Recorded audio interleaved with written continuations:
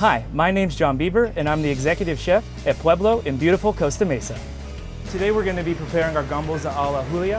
How I like to start it is I like to get a nice hot pan that's dry, and I like to get my salt in there first and kind of get that nice little layer of salt right there. The reason I like to do that is when I come in with the shrimp, I'm going to put them right there on the salt in the nice hot pan, get everybody in there, and then I'm going to come over and get my olive oil in, get everybody playing around in the party. So the trick with shrimp is I like to get a nice hard cook on one side, and then once they get the butter in there, I like to flip them over and finish them so you don't get a nice overdone shrimp. So once I have my shrimp starting to get a little bit of color here, I'm going to go ahead and get a little bit of my garlic going in the pan, as well as my green olives. Our olives are Castelfiltrano style.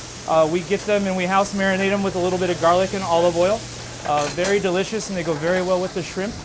So once I start getting my color, as you can see, starting to get a nice little color on the shrimp, I'm going to go ahead and flip them over and start getting that cooking on the other side. And once I get those head guys, are pretty much my biggest concern to finish on the other half. I'm going to come in here now with a healthy amount of butter. It's the secret ingredient in a lot of kitchens is butter and salt, and we're not afraid to make things tasty with it.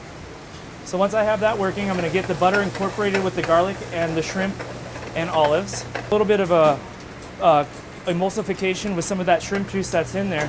And then once I start getting a little bit more color on the shrimp, I'm going to come over and finish it with a healthy amount of lemon juice. The lemon juice and the butter go really well together. They bring out the brininess of the olives, and you just can't go wrong with almost a scampi style shrimp, in my opinion. I like to finish the dish with a little bit of fresh parsley. Kind of get that in there. And this is when I'll pull it off the heat. And the way I like to plate this, I'll come in here first with my big, beautiful head-on shrimp, and I'll layer them right here on top.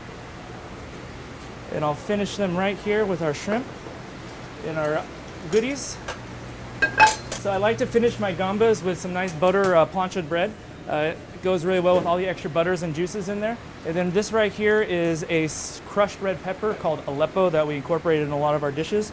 So a little bit of the red pepper on top, and a little bit of fresh more parsley. And this right here is our gambas al Ajillo.